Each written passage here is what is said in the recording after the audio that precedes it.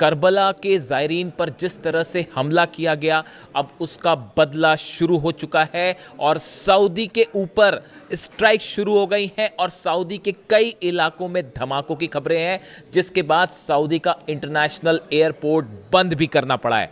देखिए, कई एक्सपर्ट्स ये राय जाहिर कर रहे हैं कि अगले 24 से 48 घंटे के अंदर सऊदी में एक बार फिर बड़ी स्ट्राइक हो सकती है। देखिए, पहले हम इस खबर को समझेंगे। कल जिस तरह से करबला के आसपास हमले किए गए, ख़ास तौर पर अरबईन यात्रा के दौरान जो ज़ायरीन जो इमाम हुसैन साहब की दरगाह पर ज़ियारत के लिए जा रहे थे और इस दौरान करबला और बगदाद के बीच अरबईन यात्रा के मार्ग पर स्थित एक रेस्ट हाउस था, उस पर अटैक हुआ, जिसके वीडियो सोशल मीडिया में वायरल है। इस हमले को लेकर भारी नाराज़गी और भारी गुस्सा देखने को मिल रहा है और सबसे बड़ी बात और सबसे निंदनीय बात, जो सबसे ज़्यादा जिसकी आलोचना हो रही है, कि ये हमले सऊदी और अमेरिका के जॉइंट ऑपरेशन में किए गए। देखिए, सऊदी और अमेरिका की तरफ से इराक में जो हमले किए गए, उसमें मुख्य रूप से जो है वो पॉपुलर मोबिलाइजेशन फोर्सेस यानी पीएमएफ को टारगेट किया गया था और करीब 7 अलग अलग लोकेशंस थी जहां पर ये हमले किए गए। उसमें से एक हमला करबला जा रहे ज़ायरीन के ऊपर हुआ, करबला जा रहे यात्रियों के ऊपर हुआ और बताया जा रहा है कि इस हमले में कई यात्री घायल भी हुए। 20 लड़ाके पीएमएफ के जो हैं वो मारे गए हैं इसमें और 4 बताया जा रहा है कि ईरान के एडवाइज़र्स जो हैं वो भी शहीद हुए हैं, जिसको लेकर अब ये देखिए, करबला के ज़ायरीन पर हमला होना और ख़ास तौर पर अरबीन यात्रा के दौरान हमला होना। आज के ज़माने में जब भी कोई भी एयर स्ट्राइक होती है तो उसमें आपको हर चीज़ की जानकारी होती है कि आप कहां हमला करने जा रहे हैं, आप किस पर अटैक कर रहे हैं। क्या ये हमला जानबूझ के करबला के ज़ायरीन पर किया गया, जो वहाँ पर जो है ज़ियारत के लिए जा रहे हैं, इमाम हुसैन की दरगाह पर जा रहे हैं? क्या जानबूझकर उन पर हमला किया गया?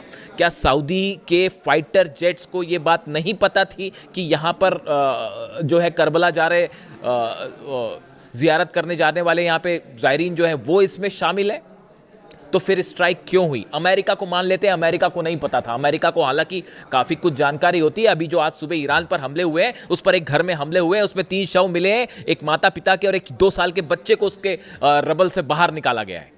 तो जानकारी तो बहुत कुछ, जानकारी तो शायद उस मिनाब के स्कूल की भी थी जहां 168 बच्चियों को शहीद कर दिया गया। तो आज सैटेलाइट के ज़माने में जहां पर ईरान चुन चुन के हमले करता है एक एक लोकेशन पे और तबाह होते हैं अमेरिकी सैनिक, अमेरिकी अड्डे, अमेरिकी एयरपोर्ट्स, तो जब ईरान के पास इतनी सटीक जानकारी थी तो फिर यह जानकारी क्यों नहीं थी कि करबला जा रहे ज़ायरीन कहां पर हैं और उनको क्यों टारगेट किया गया? और वो भी इस ऑपरेशन में सऊदी के फाइटर जेट शामिल थे, अमेरिका के फाइटर जेट शामिल थे। इसको लेकर ईरान में भारी गुस्सा देखने को मिल रहा है और इसे करबला पर हमले की तरह से लिया जा रहा है और इसके बदले की जो है वो एक्शन शुरू हो चुका है। देखिए, कल रात को ही ये खबरें आनी शुरू हो गई थी। आज सुबह हालांकि अमेरिका की तरफ से स्ट्राइक शुरू हो गई, इसलिए शायद कुछ हो सकता है कि अगले 24 से 48 घंटे बाद ये हमले देखने को मिले, जैसा एक्सपर्ट्स बता रहे हैं। लेकिन कल रात की खबर देखिए, Saudi Arabia temporarily suspended operation at Riyadh's King Khalid International Airport following reports of explosions near by. Saudi में रियाद का जो किंग खालिद इंटरनेशनल एयरपोर्ट है उसके आसपास धमाके हुए। जो खबरें आ रही हैं उसके मुताबिक वहां पर धमाके हुए, जिसके बाद एयरपोर्ट को बंद कर दिया गया। The runway closure disrupts flights forcing some aircrafts into holding patterns while officials give no reasons. इसका वजह नहीं बताई गई, लेकिन वहां पर सभी उड़ानें रोक दी गई। The temporary restrictions came amid unconfirmed reports of several explosions near Riyadh। मैं आपको छपी हुई खबरें पढ़ के बता रहा हूँ, यानी कोई अब उसमें से कितनी चीज़ें सही हैं। देखिए, अरब देशों में जो भी हमले हो रहे हैं उसके मीडिया कवरेज पर बैन कर दिया जाता है कि ये तस्वीरें बाहर ना जाएं। अब तो सेंटकॉम ने भी ये बता दिया है कि जो जॉर्डन में ईरान मारता है चुन चुन के, उनकी तस्वीरें ना जाहिर की जाएं।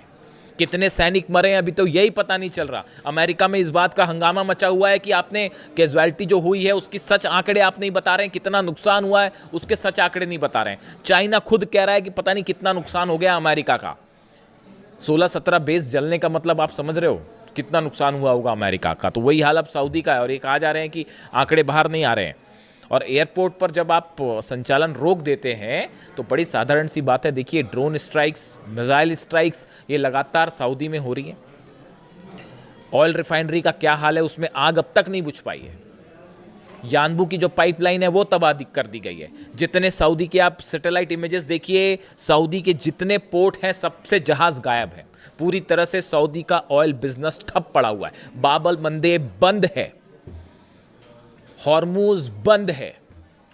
इसका बड़ा नुकसान यूएई को भी होगा और सऊदी को भी होगा। और इन हालात में बीच में ये जो करबला के ज़ायरीन पर हमला हुआ, इसने आग में घी का काम कर दिया है। अभी तक ये मामला हूती और सऊदी के बीच चल रहा था। देखिए ये हमले की शुरुआत कैसे हुई।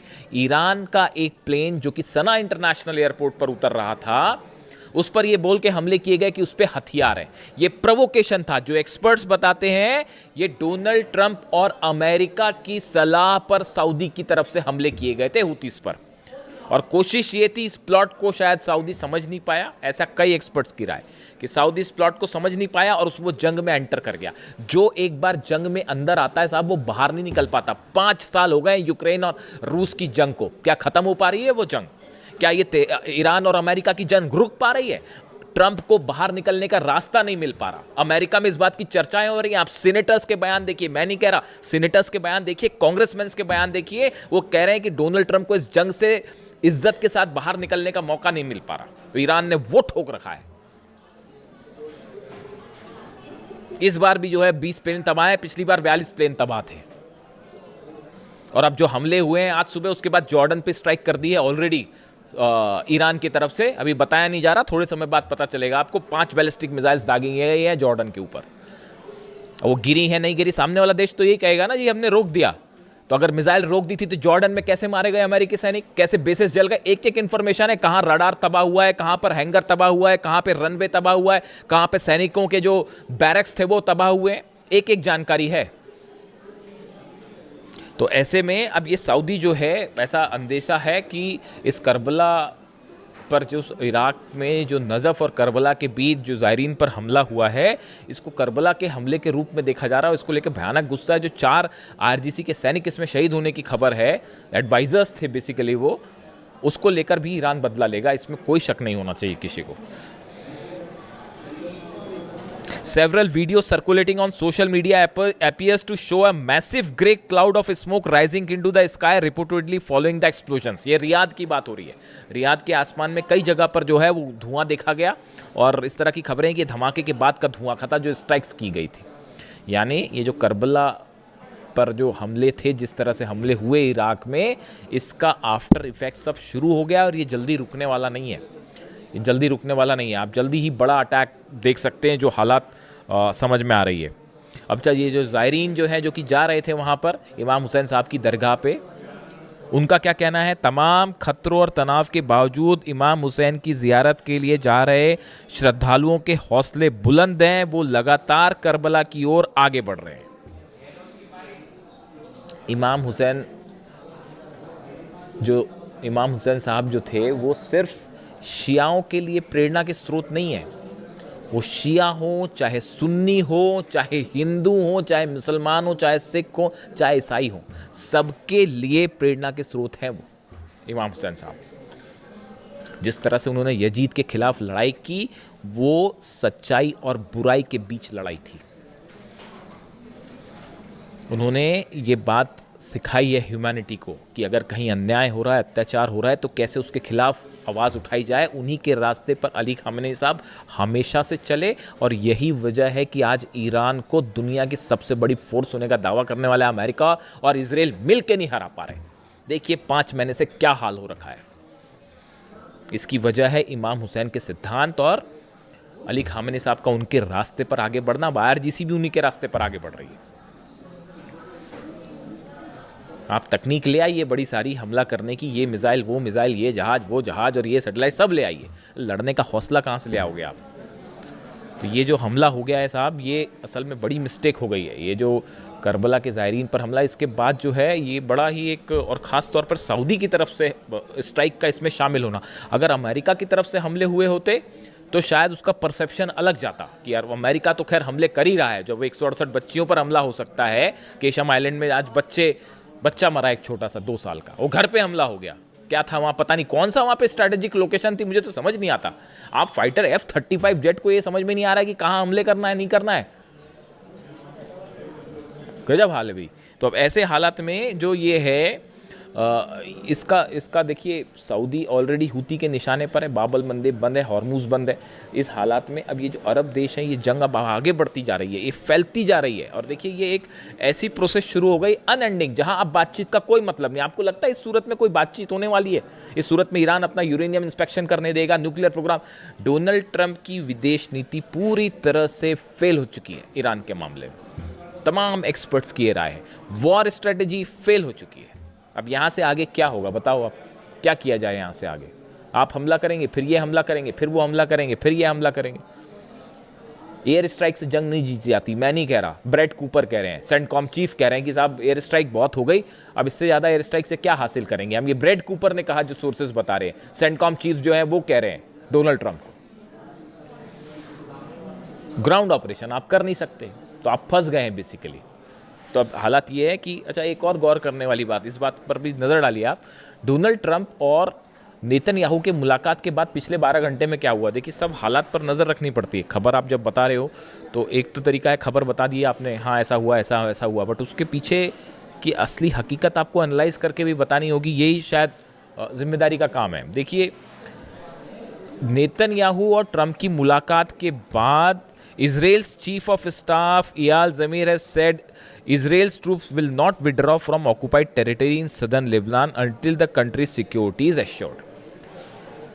इजराइल के सेना प्रमुख की तरफ से ऐलान कर दिया गया कि लेबनान से हमारी सेना बाहर नहीं आ रही। ये कब हुआ है? ट्रंप और नेतन्याहू की मुलाकात के बाद। इससे एक अंदाज़ा लगता है कि इनके बीच में क्या बात हुई होगी, क्या प्लान होगा। मतलब लेबनान में इजराइल की सेना रहेगी, ये पहली शर्त थी ईरान की, यहाँ से बाहर जाइए आप, नहीं तो जंग बंद नहीं होगी। यानी जंग बंद नहीं होने जा रही। इजराइल के सेना प्रमुख का ये कहना कि हमारी फोर्सेस लेबनान में रहेगी, ईरान कह रहा बाहर जाओ, उसके बाद ही बात होगी, जंग तभी रुकेगी। एक इजराइल ने ऐलान कर दिया वापस नहीं जा रही। इससे बात साफ है कि नेतन्याहू और ट्रंप की मुलाकात जो है वो हमले को लेकर प्लान तैयार है, शांति को लेकर प्लान तैयार नहीं है। इसके अलावा आप देखिए, इजराइल्स आर्टिलरी स्ट्राइक सीरियास क्विनेत्रा इलाका, क्विनेत्रा जो इलाका है उस पर हमले किए हैं। सीरिया में भी स्ट्राइक हुई इजराइल की तरफ से। कब हुई स्ट्राइक? नेतन्याहू ट्रंप की मुलाकात के बाद। गजा में लगातार हमले जारी हैं, यानी सीरिया पर हमला, लेबनान में हमले और गजा पर हमले ये बढ़ गए हैं दोनों की मुलाकात के बाद। यानी ये बात साफ है कि एक बिगर स्ट्राइक प्लान तैयार है। और आज की रात आप देखिए, फिर से अगले कुछ घंटे बेहद महत्वपूर्ण होने जा रहे हैं। मुझे ऐसा लगता है कि आज की रात बड़ी स्ट्राइक्स होने जा रही हैं और अब हमला ईरान की तरफ से होगा और बड़ा हमला होगा। जॉर्डन पर तो उन्होंने देखिए ये जो हमले हुए हैं अमेरिका की तरफ से, उसके बाद जॉर्डन पर बैलिस्टिक मिसाइल्स दागी गई हैं, खैबर मिसाइल से हमला किया गया कई बेसिस पर। वहाँ कितना नुकसान है, क्या हुआ, खबर आने में वक्त लगेगा। लेकिन सऊदी के लिए बड़ा खतरा है अब आने वाले कुछ दिनों के अंदर, ये जो हालात हैं इसके बाद। इससे जुड़ा जो भी अपडेट होगा मैं आप तक पहुँचाऊँगा। वीडियो कैसा लगा कमेंट करके ज़रूर बताएँ। Thank you so much.